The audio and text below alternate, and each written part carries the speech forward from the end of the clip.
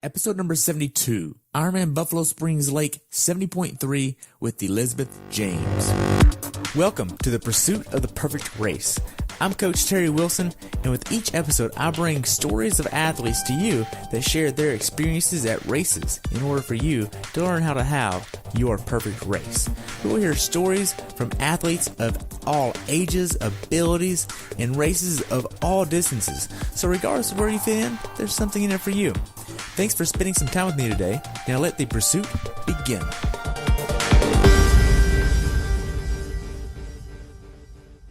Hello everyone, and welcome back to the pursuit of the perfect race. Today I have the pleasure of talking with my friend Elizabeth James about her recent race at IRONMAN Buffalo Springs Lake 70.3 in Lubbock, Texas. This race took place on June 24th, 2018, where she had a time of 5 hours, 33 minutes, and 28 seconds. Elizabeth has been doing triathlons for 6 years now and has been coaching for 3 years. The temperature on race day was 78 and rose to a steamy 108 degrees with a wetsuit legal swim. Her primary goal for this race was to prepare for Kona in October. Welcome back to the show, Elizabeth. I look forward to hearing about your race experience at IRONMAN Buffalo Springs Lake. Awesome. Well, thank you so much, Terry, for having me as a guest. It's always a pleasure to speak with you. I really enjoy listening to your podcast, and I feel very honored to be a contributor. Awesome. Well, I really appreciate your time, and I look forward to hearing about everything that happened. Awesome. Great. So what made you want to do this race besides preparing for Kona? To be honest, preparing for Kona was really the primary goal for this event. I originally didn't have a race on the calendar between the Ironman Chattanooga last year and Kona for this October, at least a triathlon anyway. And I was getting a little bit anxious about not having raced a triathlon in kind of that year time frame between the time that I had qualified and then when I would be doing Kona this coming October. So I was talking with my coach, John Mayfield, and we started discussing which races would be some ideal opportunities for me while still keeping my Kona preparations as a primary focus. Buffalo Springs Lake 70.3 in Lubbock is notoriously hot and notoriously windy. And so the hot and windy conditions kind of in combination with the timing in the season made it an ideal training opportunity for me. And I do say more of a training opportunity instead of a racing opportunity because we really did approach this event much more from a training perspective. I did not do a specific race preparation phase for Buffalo Springs. Instead, John kind of kept me in a development phase of training where I was still much more focused on speed and strength building and kind of some shorter interval sessions. And then we just extended a few of my weekend bike rides to ensure that I had the endurance for it. But our focus really in this one was just some preparation and riding in the wind and seeing how I could handle some higher temperatures on the bike and the run. And kind of keeping Kona as the primary focus still for this year. Okay. So how was your training going into this race? My training was a little bit different for this event. Kind of as I said, we used it as more of a training opportunity. So I didn't do any specific endurance sets as I would normally do for a race preparation. Instead, we kept everything very short and very intense. So a whole lot of interval work, even up to that full week leading into the race. I guess another kind of interesting thing about this event was that I didn't do my usual race recon as I had done for my past events. Last year when I was training for Ironman Texas and Ironman Chattanooga, I actually took a trip to the Woodlands and took a trip to Chattanooga to kind of scout out the course, train on the course. I stayed in the hotel where I was going to be for race week, planned out which restaurants I was going to eat at to kind of fit with my pre-race fueling. And that is something that I did not do for this one. And that was very purposeful. While I would love to do some race recon in Hawaii before October, that's just not going to fit with the schedule and the budget for this year. So this event was going to be kind of a learning experience for me too, and going into a course that I hadn't seen before and one that I had not been able to physically train on. So I was going to have to learn to rely a little bit more on the elevation profiles and the race course maps, and then just kind of doing a brief scout once I was on the race site. Okay. Now, what was the most hours you trained in 1 week going into this race? Well, my training hours are actually able to be extended a little bit, as during the summer, I have my summers off as a teacher. So, that's a good question. I'm trying to think of, I think the most training hours that I had leading into this event were about 20 hours per week, but a lot of that is including some active recovery. I'm really good about adding in some additional yoga sessions and some additional heat acclimation in the summer. So those 20 hours include not only the shorter interval sets, but also a lot of yoga and some heat acclimation training. Okay. What was your longest swim, bike, and runs going into this race? So my longest swim would be a 1.2 mile practice in open water. I did do a 62 mile bike rally actually the weekend before the 70.3. Which one? Is kind of, it was the Collin Classic. So the Boys and Girls Club in Collin County puts on a bike rally, and that's just real nearby the house. So I can even ride over to the start of the rally and do the 60 miles and be right near home. And then in terms of running, I didn't run anything over 9 miles in this training build. Wow. And you felt confident going into the race with those distances? I did, yes. Okay. Now, how much of your training was outside versus inside going into this?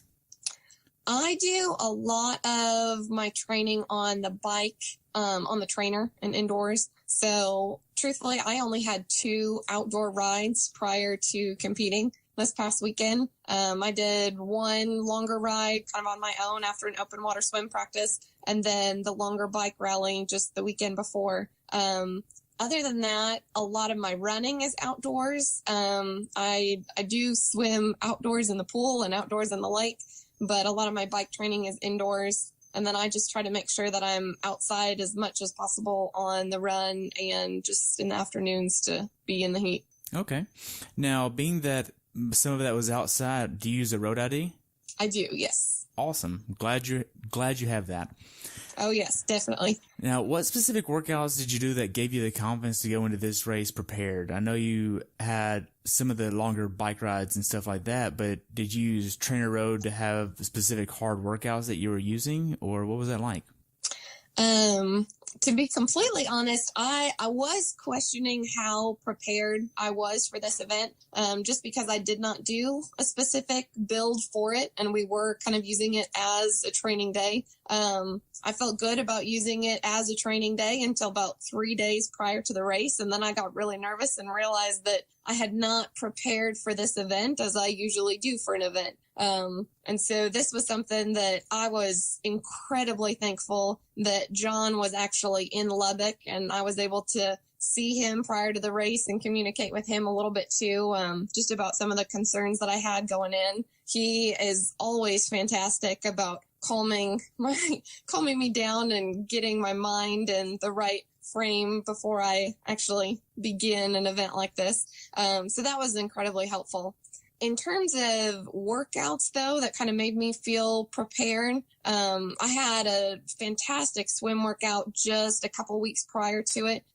Did 30 by 100 meters, and was hitting each of those on like 142, which I know for most swimmers they're like, oh, okay, well, that's not that impressive. But for me, that was fantastic. I would say that I'm an average to a slower swimmer. So that was something that I was feeling really good about and felt very confident in. And then in terms of the bike and the run, I knew that I hadn't specifically worked on some endurance sets to get there, but John was incredibly reassuring that I have been doing exactly what I need to, and this is just kind of a test of where things are right now, and the main goal is to be out in the wind and out in the heat and see how I can kind of handle some of those hurdles to best prepare me for Kona. Okay. Were there any days where you mentally just didn't want to train? Oh, absolutely. Yes. I would love to say that I'm motivated every single day. And while I really do enjoy all the training, sometimes I feel like I enjoy the training even more than the racing. There are still those days where it just isn't what you really want to be doing, or you're okay doing it, but headed to the track to do some of those speed work intervals. I mean, an easy run sounds a little bit better. So that's where, I mean, I have great accountability in the training partners that I am able to train with. My husband is also fantastic about, oh goodness, I feel like a couple weeks ago I called him. I was like, gosh, like, you just want to go to dinner tonight? He's like, no, go to the gym. Like, he knows that these goals are important for me, and he keeps me on track too. Well, good. Now, how did you get past some of the harder days where you might not have told your husband about it, or you didn't really tell anybody? Because we all have those days too that are public, and we tell people, and then we also have those days it's like, you know, you're sitting there looking at the train, or you're sitting there looking at the pool like, I don't even want to hop in. Like, how do you get past those?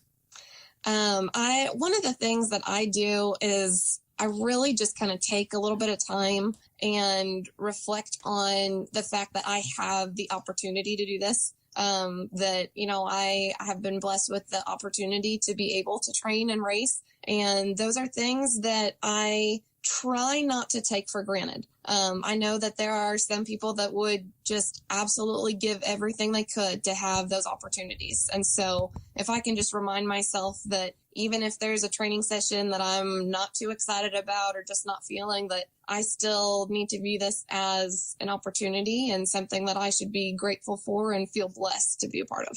Okay. Now, I know you're a teacher. Are you still working during the summer, doing any of your continuing education or anything like that?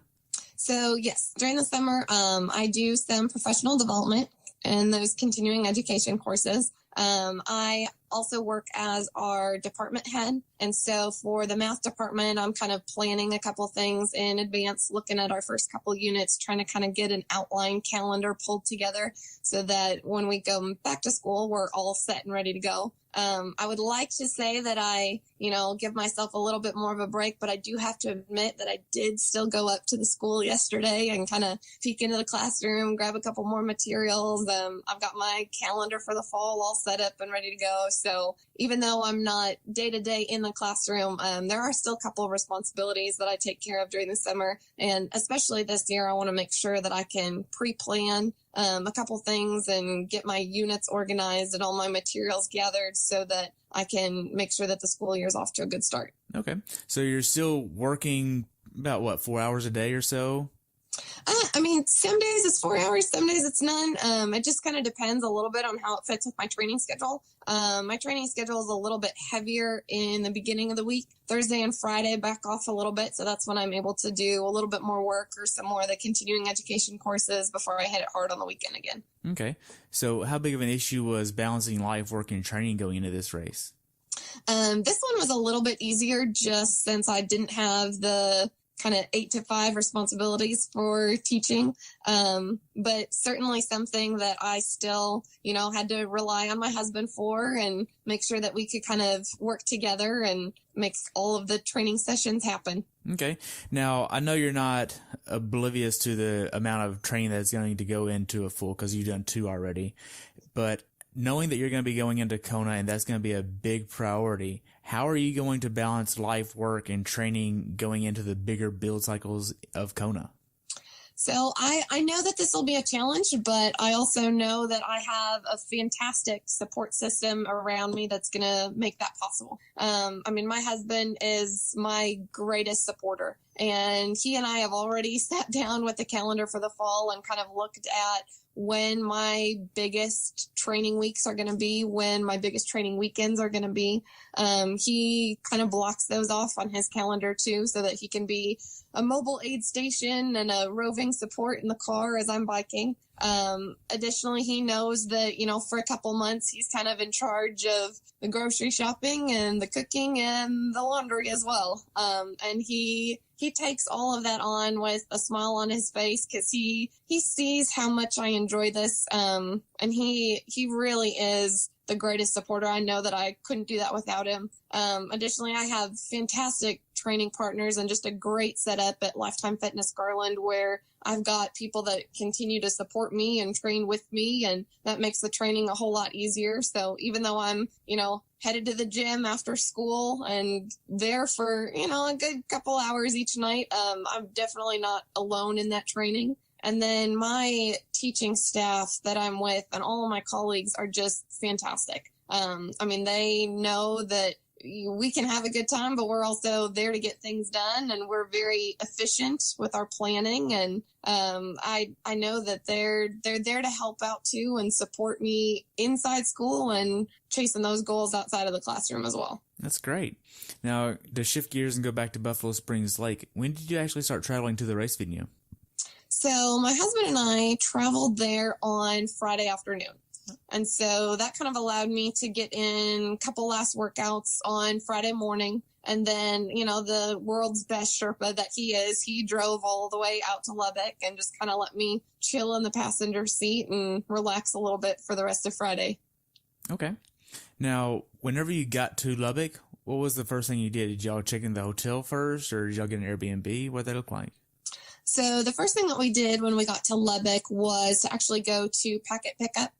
They had packet pickup till 8:00 p.m. on Friday evening. And so that was ideal. We rolled in about 7 or 7:30 and was still able to pick up the packet and get the registration process all taken care of yet on Friday. So I didn't have to worry about any of that the day before the race. After that, then we checked into the hotel and realized just how hot and how windy it was out there and kind of what I was going to be in for on Sunday. Nice. So what hotel did y'all stay at?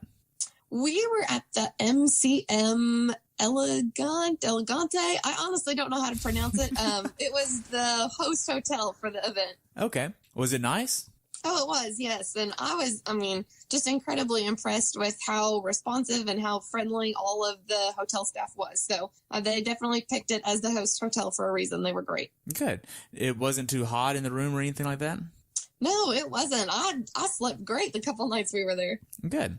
Now, how far away from the race venue was this hotel? So the hotel was about 20 minutes away from the race venue. I really don't think that there are any hotels necessarily near Buffalo Springs Lake itself. Okay. So what was your last meal before the race? And do you have a certain meal that you like to get the night before the race? Yes. So my go-to pre-race meal is chicken, mashed potatoes, and then some sort of vegetable. And so Friday evening, to be honest, gosh, I don't even remember what restaurant my husband went and got it from.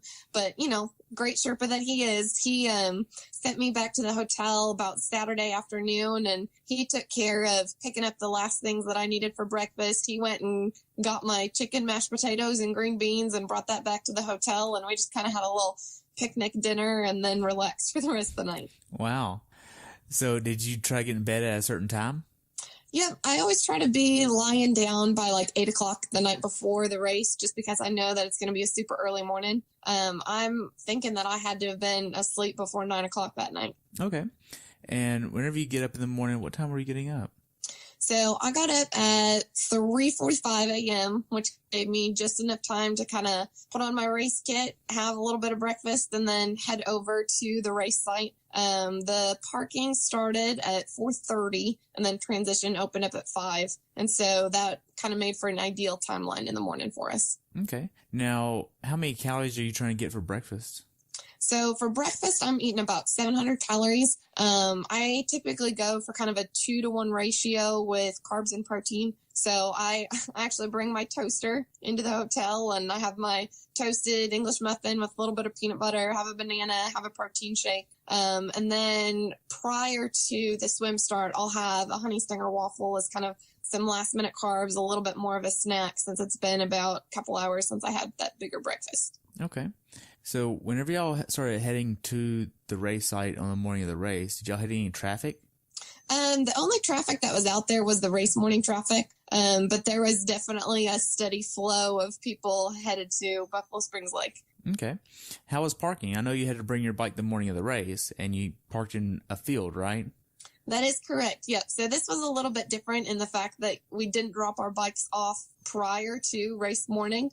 But all of the logistics worked out very well. You can tell that the race is very well organized, and they had plenty of people showing you where you needed to park and kind of guiding all the athletes down into the transition area that morning as well. Okay. Was this your first time doing this race? It was, yes. Okay. Now, had you been to the actual transition area before the race? I did, yes. So even though I wasn't able to do my usual race recon prior to coming to Lubbock, on Saturday, my husband and I did kind of scout everything out. And so Saturday afternoon, we went and looked at the transition area, saw where the swim start, swim exit was, saw exactly where I was going to rack my bike. I kind of walked through the whole scenario of where I'm going to come out of the swim, where I'm going to take my bike to get on and mount and begin the bike course, kind of same thing where I'd bring my bike back in and start the run. So I did have an opportunity to kind of go through all that. Additionally, we did drive both the bike and the run course as well, just so I could kind of see what the elevation was like and how that would compare to the race maps and the elevation profiles that I had looked at prior to coming to Lubbock. Okay. Now you get to the transition area with your bike. You're airing up your tires to 115, right? Correct. So was that too much for you, or do you think you should have backed off a little bit? It seemed to work real well for me. I was very comfortable. Okay. Now, do you have a nutrition plan for this bike ride? What's your nutrition plan?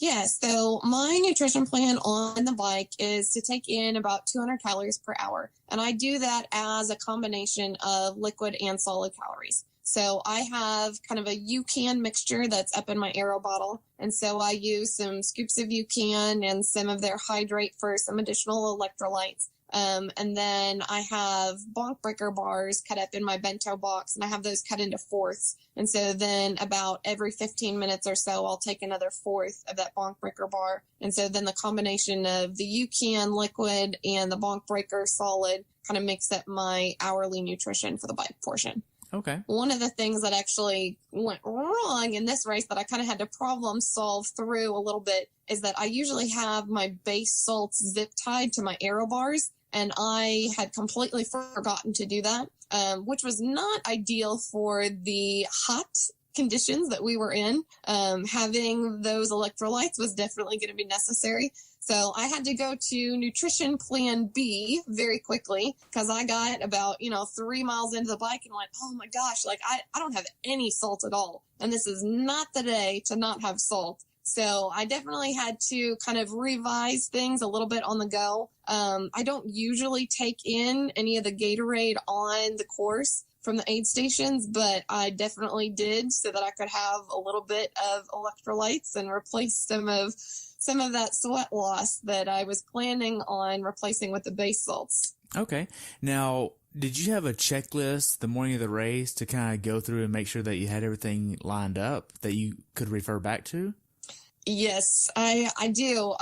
And I did not have the base salts on that checklist. So that was one thing that, post race, I definitely went back and wrote in all capital letters and underlined and circled and went right to the computer and made sure that that's on the checklist for next time. I guess in my past couple of races, I just haven't even included it on the checklist because it's always been zip tied to the handlebars prior to it.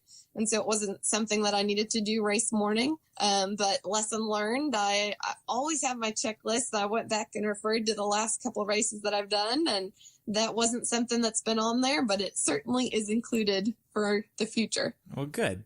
Now, you're setting up your transition. Do you have a certain way you like to lay things out in transition to help prepare you to have a good transition? I do, yes. I've kind of got a very specific routine, and we just talked about that checklist. I basically have the checklist of everything and how it gets laid out and what I need to do down to making sure that my shoes are unvelcroed, my socks are rolled a certain way. I've got my nutrition open. I've got my helmet unclasped and open with sunglasses inside. So, yep, I've got a very specific layout and kind of a checklist for all of that in the morning. Okay. So after you get done with the transition, you head over to the beach and get ready for the swim. Are you getting any type of, I know you mentioned you're getting a little bit of last minute nutrition in, but aside from that, are you getting anything in your body, like water or anything like that?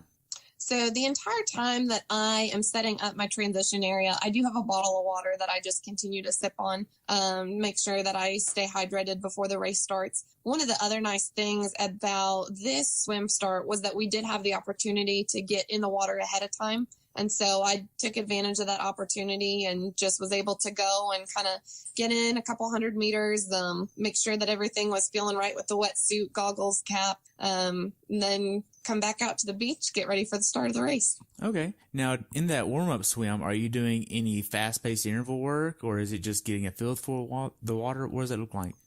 So first couple 100 meters are just kind of nice and easy, feeling what the water temperature is going to be like, making sure my shoulders are warmed up. At the very end, just a couple minutes or so of a little faster tempo, a little higher turnover. Okay. And then you get out and you're ready for the swim. Correct. Yep. Okay. Now, your swim wave goes off because this is a wave start, obviously, and you get in the swim. How does the swim go for you? So the swim was not my greatest. I was actually a little bit disappointed in the time of it as well, just because since the Boston Marathon, the swim has been kind of a big focus for me. And so to get out of the water and see 36 minutes, well, it wasn't awful. It wasn't what I had hoped for either. So not quite the race start that I was hoping for. But again, this was a race where I really kind of had to do a little problem solving and overcome a few hurdles along the way. So in the swim itself, around the third turn buoy, everything got really congested. I was making really good progress up until that point. I was able to catch quite a bit of the pack from the first couple waves that had gone off. But then I got myself kind of caught in the middle of that pack, and, there's the inadvertent hitting and kicking that kind of happens once you've got so many people in the water. And I definitely took one good knock to the head and had my face pushed under and got a little bit of a kick to the stomach around the same time. So I had to do the breaststroke for a couple strokes for a second, kind of get my heart rate back under control, get my breathing back under control, and then continue on. And so, it is what it is. It was an experience that, I'm glad I had, because it'd been a while since I've been kind of in a big group of swimmers like that, and one where I kind of was fighting for a position and kind of taking a couple hits myself. So it wasn't an awful swim, but it certainly seemed like it was taking me a long time to get out of the water, and the ending time was a little disappointing since that's been such a focus of mine since Boston. Okay.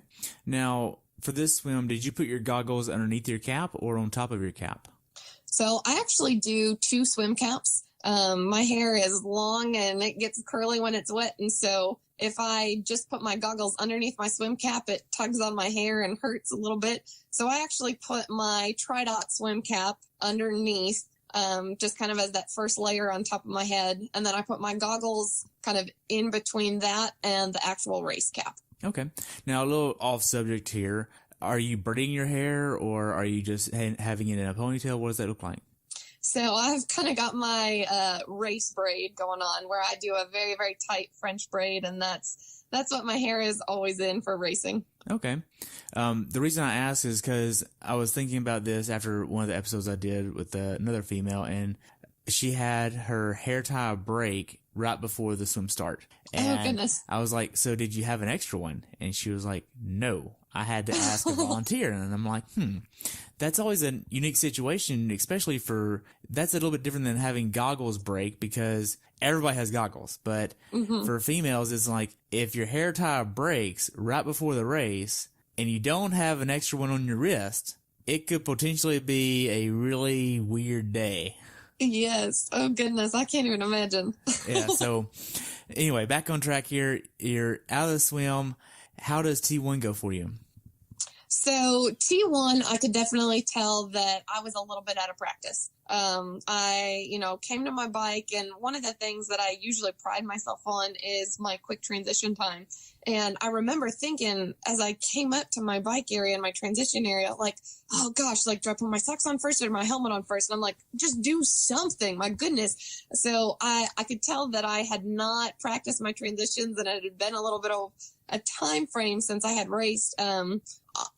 Last year I just raced the full distance. And so you're in the change tent and you're dumping out your gear bag. You don't really have everything laid out. So it had been a long time since I had raced something where I actually had to set up a transition area. And that is something that I've got a sprint coming up in July. I definitely will be practicing a little bit more prior to that. Good. Now, for this bike ride, are you wearing socks? I am. For a 70.3 and up, I will wear socks. Okay. Now, did you put sunscreen on, or did you have volunteers put sunscreen on you? So I put just one thick cloud of sunscreen on prior to the race, but I didn't put on any additional sunscreen during the event. Okay. Did you get sunburned during the event? I did not, no. Okay. That's good. Yeah. For the bike ride, did you have a certain strategy that you wanted to use to attack this bike ride? One of the things that was just incredibly helpful to me was that race morning, Coach John kind of came over and found me and just reminded me that this was not going to be a PR day, that with the wind and the heat, I should not try to chase a personal best. I shouldn't try to fight the elements that were there. I really just needed to take things as they came. And that was incredibly helpful and just a really good reminder for me, especially in those initial miles of the bike. One of the things that after John and I had talked race morning, I went back to the transition area and actually took off the total time and the miles per hour off of my bike computer display, just because I knew, and from my conversation with him, it kind of reconfirmed that my total time on the bike was not going to be something that I was excited about. My miles per hour was going to be a whole lot lower than what I thought I should be at. And that was just something that I needed to understand going in, was to not fight the course, to understand that I was going to have a lot of wind and that it was going to get hot. And I really just needed to pay attention to my effort levels.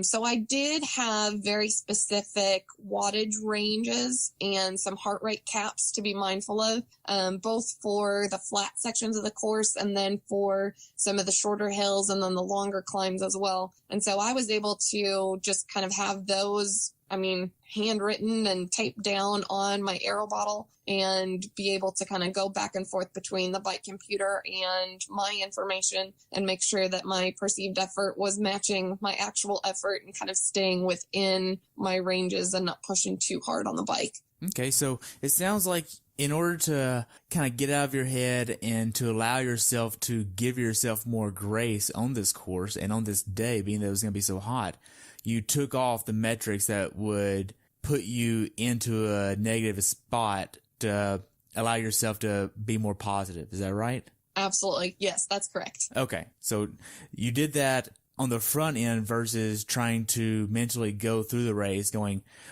wow, I'm not hitting anything. Wow, why am I going so slow? Instead, you just went into it with a new mindset of, okay, new expectations. I'm looking at this, this, and this, and that's it. Whatever it is, it will be, but I'm not worrying about that right now. That's absolutely correct. Yes. And okay. I definitely think that that was helpful on the course, because I know if I had looked at my total time for the bike, I would have been incredibly disappointed. Right. Now, are you trying to hit a certain cadence number for this course? My kind of usual cadence for a longer distance event averages out to about 85. So I did still have cadence as a metric that I was looking at, and tried to kind of stay right within there too. I don't pay a whole lot of attention to it just because that's kind of my natural feel on the bike. But it was definitely something that I still had available to look at and monitor as need be. Okay. Now you're using a narrow helmet, right? Correct. Which one? Oh goodness, I don't even know exactly which one it is. It's from Rudy Project. Okay. Now, you get out on the bike course. I know that this course is notorious for that first hill right out of the mountain line. You really need to have your bike in a really easy gear going up this hill. Otherwise, you're just going to fall over, basically. How did you attack this first hill and the second one right there after it? So having looked at the course on Saturday, and just from people's comments that have raced it in years prior, I knew that this was going to be a big hill coming right out of transition.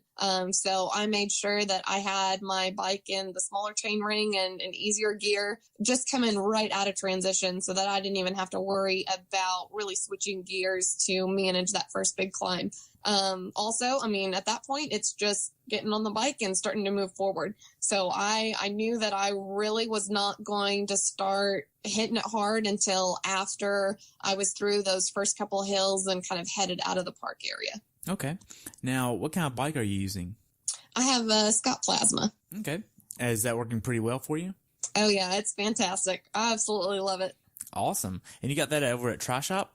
I did, yes. So right before I raced Ironman Wisconsin in 2015, I went and did a bike fit and found my bike.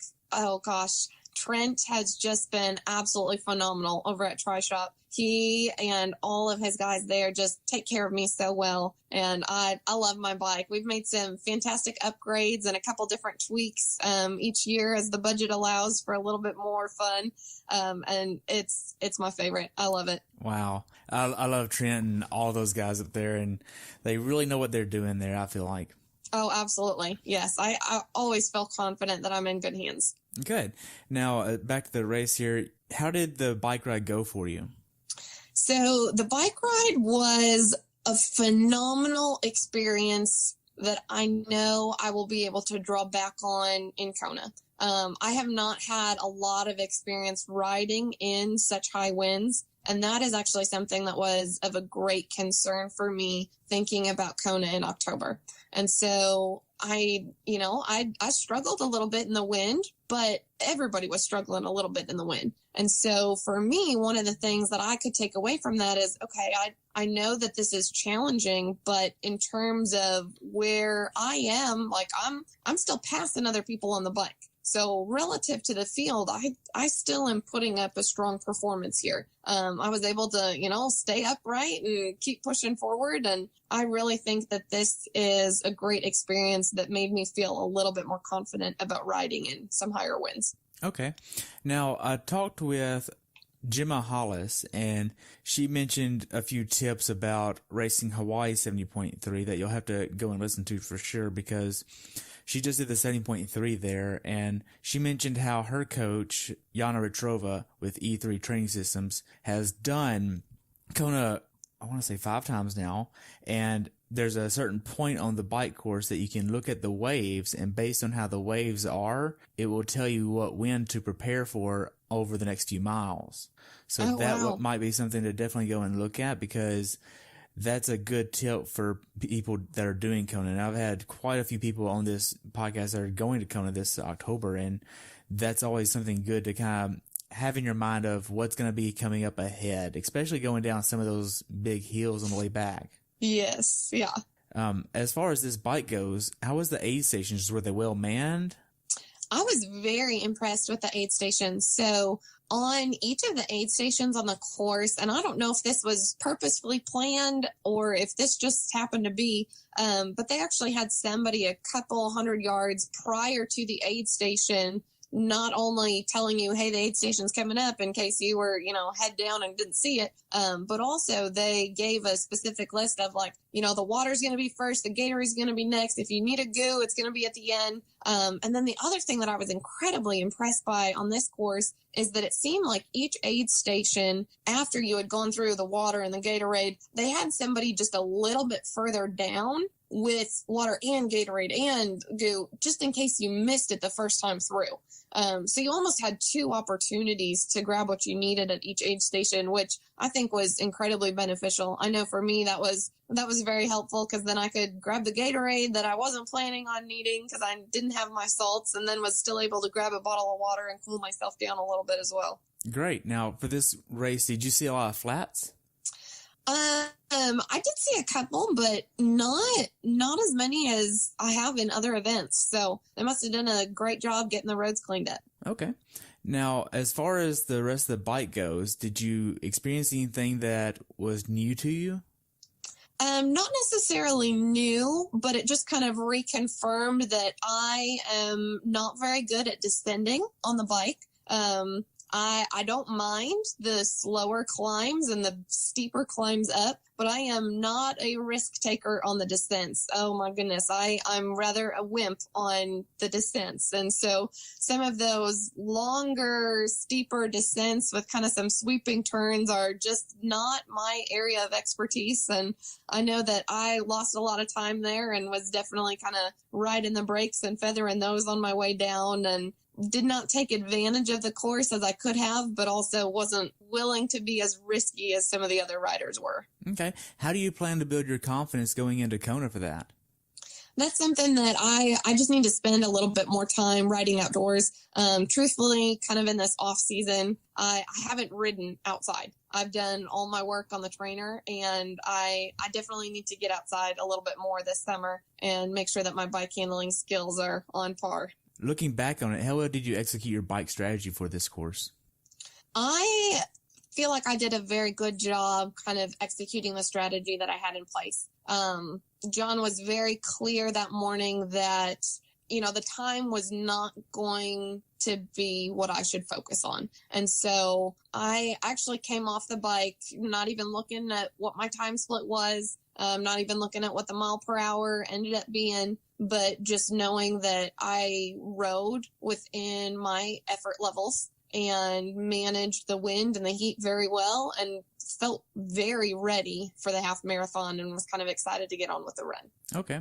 For the bike ride, how was the quality of the road? The road was good.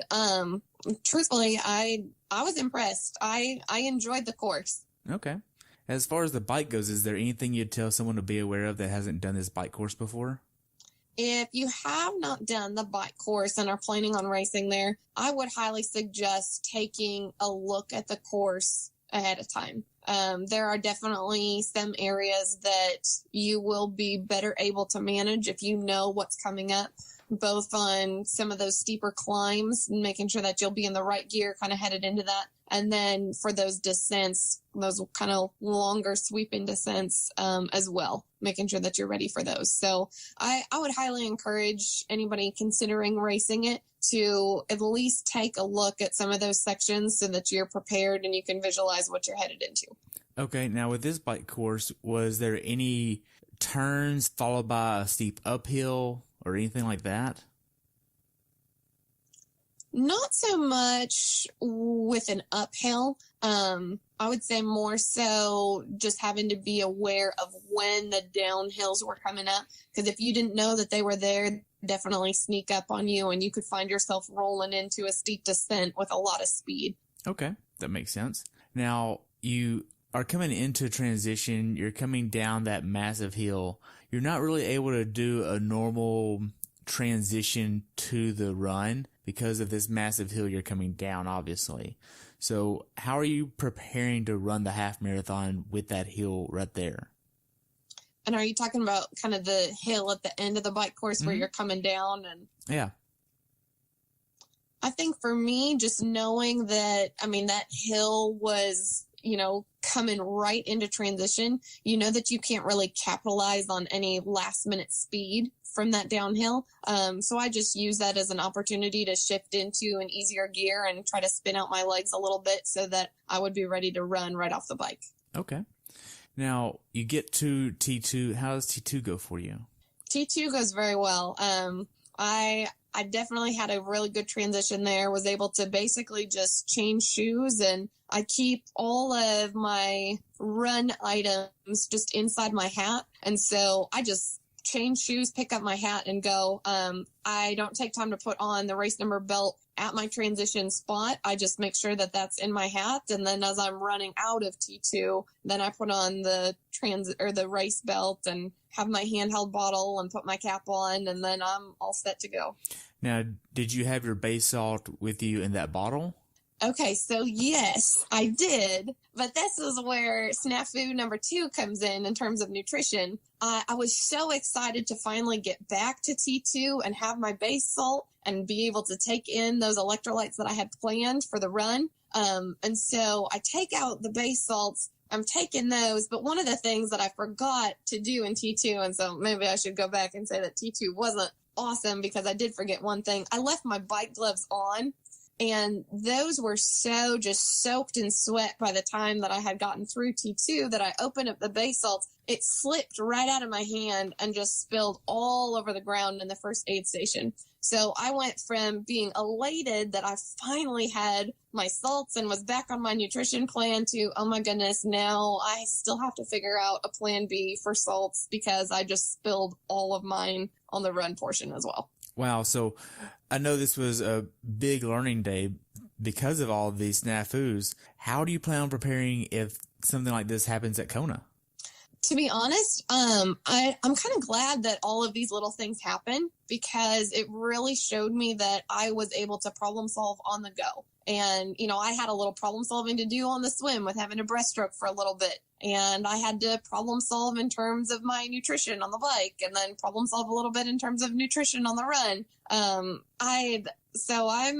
I'm proud of the way that I was kind of able to handle some of those moments. And I know that that gives me a little bit more confidence that, should something come up on race day in Kona, it very well could, that I am just going to have, the capability to kind of problem solve through that as well. Right.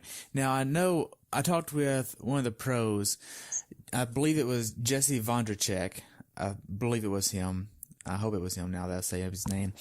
But he actually talked about how he would take in a nutrition plan that allowed him to take more and more off of his mental plate towards the end of the race. So during the first part of the bike, say the first 50 miles, he had a specific nutrition plan that can be altered and fluctuated. And then as the course goes on, he takes in a certain amount less and less based on what the previous decision during the first part of the race was. And he's basically taking more off of his plate the further he goes along the way because his mental status is going to be less and less. So it was the first time I heard that. And I'm like, wow, that's a really good idea. Oh, yeah. There's definitely something to that you get in those final miles and, the decision making is not what it was at the beginning of the race. And I know for me, too, that, I take in more calories earlier on the bike and I take in a whole lot more calories on the bike than I do on the run. And it's kind of for that purpose of your mental sharpness is not as much there the further and further that you get into these events. Right. Now, for the run, did you have a specific strategy of how you wanted to attack this run?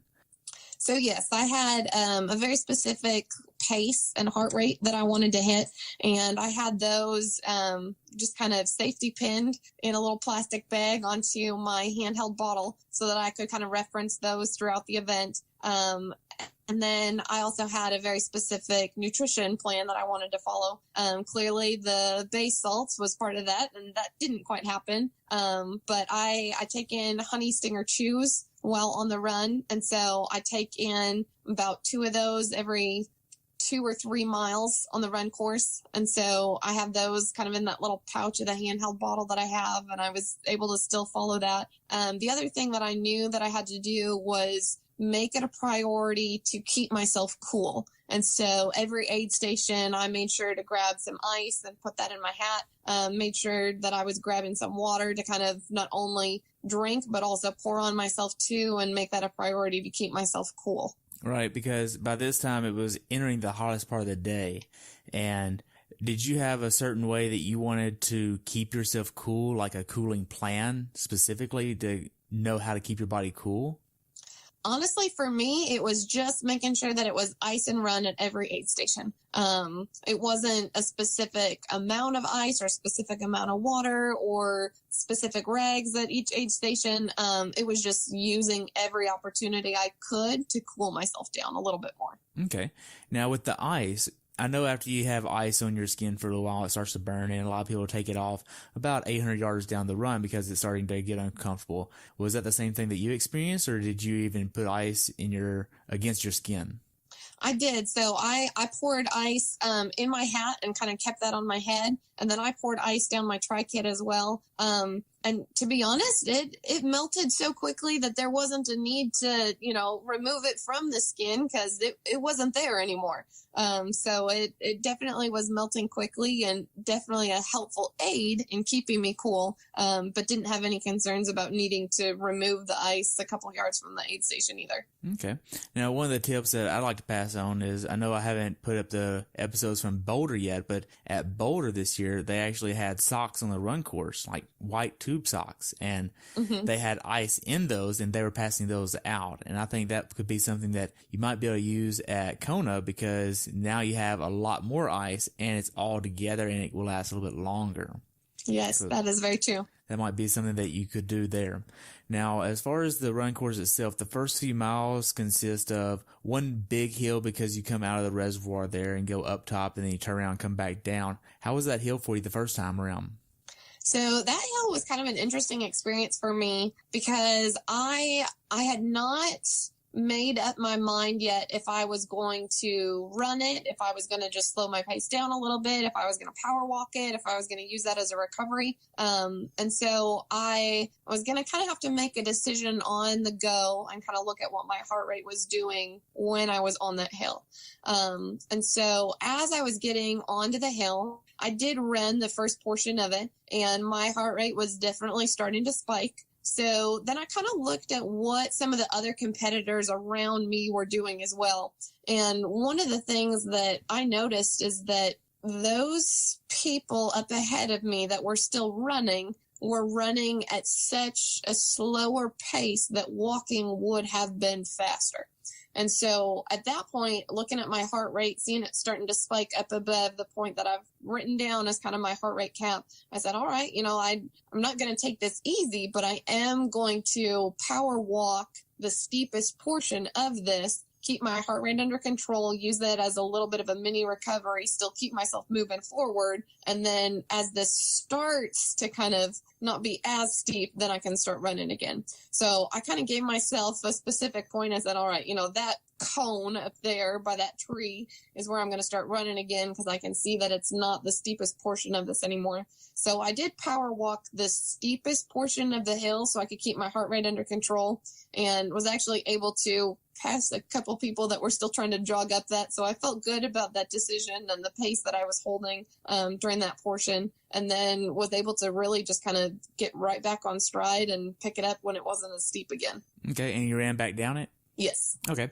Now, you mentioned your heart rate cap. For you, what was the heart rate cap? So my heart rate cap, now I'm trying to go back and think if it was the bike or the run. In the first 3 miles, I did not want my heart rate to get up above 162. In the middle of the race, I didn't want it to get up above 165. And then for like the last 5K, then, it's kind of all in, and whatever it is, it is. Okay. Now, the 162 and 165, is that based off of a certain percentage of your max heart rate, or what is that based off of? It is. So one of the things that I go into each race with is kind of a Race X plan. And Race X is the name of what TriDot uses for their specific race plans based on course elevation, based on current weather conditions, and based on my past training and my most recent assessments. And so those heart rate caps for the run were based on my most recent run assessment, my last couple weeks of training, not only, last couple of weeks of training, and then the course elevation and the current weather conditions for Buffalo Springs. Okay. Now, how does that account for the training that might not have been done in those conditions, but then with those conditions, it's a little bit different? Well, this is where TriDot is phenomenal because it environment normalizes everything. And so you select whether you did your training session indoors or outdoors. And if you did your training session indoors, then you can input what the temperature and humidity was for that indoor space. If you select that you did your training session outdoors, then it will automatically pull weather data from the time that you did that workout to translate to what the temperature and the humidity was outside, so that when it creates the race plan, then it can take all of those environment factors into consideration. Wow. So going back, it's impressive technology. It's phenomenal. And it's a game changer in terms of knowing what paces to run, not only for training, but then for racing as well. Okay. Now, did you execute that exactly? I was a little faster in terms of what my projected pace was going to be, but my heart rate was right on track. Okay. As far as the course goes, how was the support on the course? The course support was phenomenal. They had very well manned aid stations, and I was enjoying racing in that venue. The run course was not very highly populated on kind of the back stretch of everything, but truly that's just because spectators couldn't get to that area without being on the course itself. And so the spectators were incredibly respectful of letting the athletes have that space and then being there and supportive in the areas where they could. Okay. Now, I know you had some nutrition issues. Did you experience any cramping or GI issues? I did not. I could feel my legs reminding me that I had not taken in a lot of electrolytes and that I did not have my salt. They were hinting that they would like to cramp in those last final miles of the run, but I didn't have any actual big cramps or GI issues that I needed to deal with. Okay. What was the funniest thing that you saw on the run course? So my husband might hate me for saying this, but probably the funniest thing that I saw was on my first lap around, he had initially missed me. And so he was actually in a restaurant eating with my coach, and the two of them were grabbing some lunch. And as I came by, he was still in the restaurant and still had his food. And so he actually ran out of the restaurant and is trying to like juggle his food and drink in his hand and cheer at the same time and kind of run along the course. And that, I mean, it just made me smile because it shows that, no matter what he's doing, no matter, what he is in the middle of, he is 100% in and always supportive. So probably the funniest thing I saw on the run course and gave me a little bit of an emotional boost going into that second lap was him trying to juggle all of the food and cheer and take a picture and, be the wonderful support that he is. Wow, that's great. As far as this race goes, mentally for you, how hard was it for you? I think that this would have been a whole lot more challenging had John and I not been able to kind of have a good conversation prior to the race. I was definitely in my head, as I usually am before an event like this. And he really kind of had to talk me down a little bit prior to the swim start and just remind me that, one, this was not my A race for this year, that this was something that we put on the calendar as an opportunity for me to prepare and train for Kona. And this wasn't going to be what I had ultimately trained and prepared for. And so I couldn't have the expectations of an A race for this event. Also the reminders of the conditions with the high winds and the high temperatures, and just the reminder that this was not going to be a PR day and I should not fight the course, that I needed to take things as they came. I needed to just deal with the elements and move forward with them and, move forward, get to the finish line and see what I could learn from a day like this. So in terms of my attitude and outlook on the course, I know that I would have been a lot more challenged and frustrated and disappointed had I not been able to have that conversation with John and have him remind me that really this was just a fantastic opportunity for me to learn a few lessons, to see how I handled the wind and the heat, and to, again, be grateful to be there and just see what the day could hand me. Okay, so it sounds like if you didn't allow yourself to have some grace with yourself, it could have been a lot worse because you would have been out there essentially killing yourself. Right. Yes. I would be trying to chase down, a time or a mile per hour that just was not going to be attainable for me and would keep me in a place where I maybe wasn't as able to have as strong of a run performance off the bike had I overbiked and not tried to take the wind into consideration. Okay. Now with the wind, taking that into consideration, what kind of wheels did you use on your bike?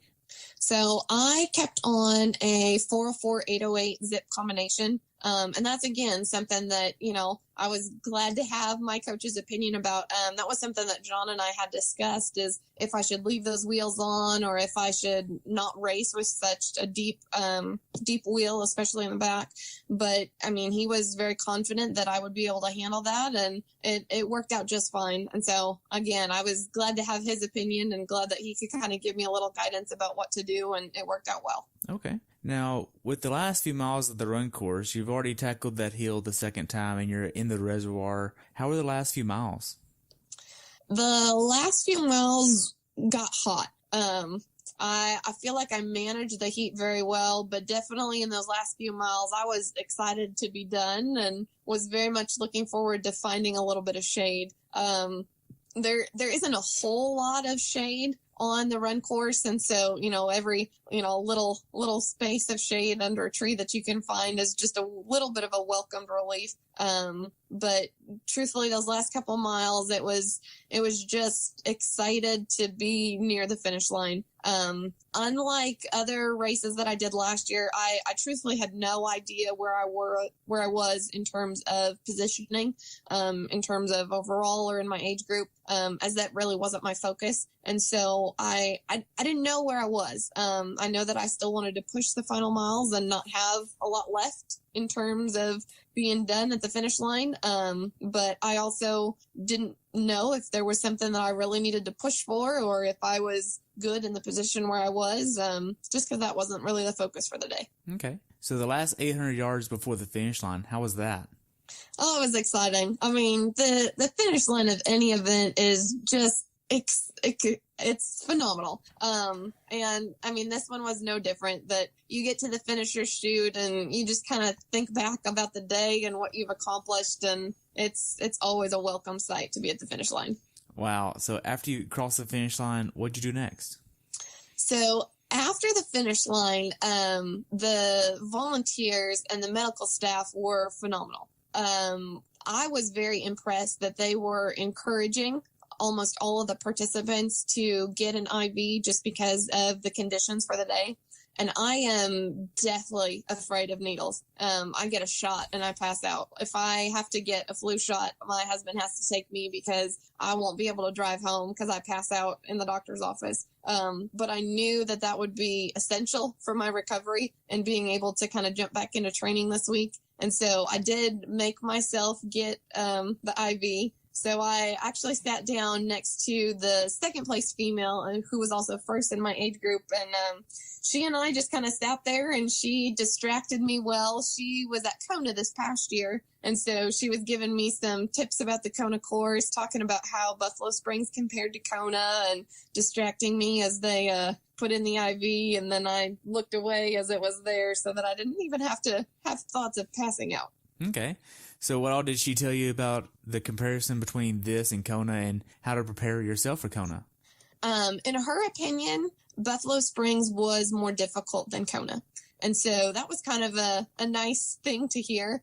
She said that, it could have been due to the fact that, it's Kona and you're just excited to be there. And Buffalo Springs is exciting. It just doesn't hold that same excitement as the World Championships. But she was very reassuring that if I was able to handle my bike in the winds that we had and able to manage myself and the heat on the run course on Sunday, that I would be able to kind of manage those elements as well in Kona. So that was very exciting to me and very reassuring. That was some good news. Good. Now, looking back on it, how well prepared for this race do you think you were? Well, I always say this, that I end up being more prepared than I think. I definitely question my preparedness sometimes, but I know that that's one of the reasons that I work with a coach. And John does a great job of making sure that I am always prepared and that I am capable of, achieving great things even in a training event like this. So I'm excited coming out of this because I feel like my training is right where it needs to be. And I learned a lot of good lessons from this course on Sunday. Okay. Now, what's something that you learned from this race that you'd like to pass on to someone who hasn't done this race before? One of the things I think I would pass on and encourage people is to not shy away from some of the courses that are deemed more challenging, that there's a lot of good lessons to be learned on those courses. And they, maybe won't provide the fastest time or a new personal best, but they are still incredible events and great learning opportunities. Okay. For first-timers, what advice would you give them to tackle this course the right way? One of the things that I would suggest for first-timers or truly anybody coming down and racing Buffalo Springs is that they include some heat acclimation into their training. Okay. Would you also want to include hill training, or would that really be that big of a deal, you think? Some hill training is definitely beneficial. And then there's a couple different ways that you can go and approach that, either, outdoor on some hills or just with some specific interval work as well. Okay. Now, how could Ironman have made your race better? I know this isn't really, it's an Ironman branded race, but it's also a different type of Ironman race because I want to say it's almost like they farm it out to the locals in a way, and it's kind of weird. I don't know. I don't understand that, but how could they have made it better for you? To be honest, I don't know if they could have. I was very impressed with the organization of this event, and it was a phenomenal experience. Okay. Now, we covered a lot. Do you have anything else to add about your race? Well, I'm not quite sure if I want to admit this or not, but this was the first time in a race that I've also had a mechanical issue on the bike. Really? I did drop my chain, and I know that that's just user error of using a little bit too much load as I was changing gears on the hill. But I did have to stop and kind of readjust everything and put the chain back on. And that was something that I had not dealt with before. And so having, a minor mechanical on the bike, I'm glad it was just, readjusting the chain and putting that back on versus changing a flat tire. But even the fact of having to get off and back on the bike was a new experience for me. Okay. Now, what races do you have on your bucket list aside from Kona? So on my bucket list is still the Leadville 100 trail race. I had actually put my name in for it in 2017 and did not get in through the lottery process. I opted to not put my name in for this year, just out of concern of actually getting in, and having that interfere a little bit with the Kona training. But I definitely will be putting my name in for 2019, and I would love to be able to be a participant in the Leadville 100 trail race for next year. Wow. What else is on the bucket list? Oh, goodness. On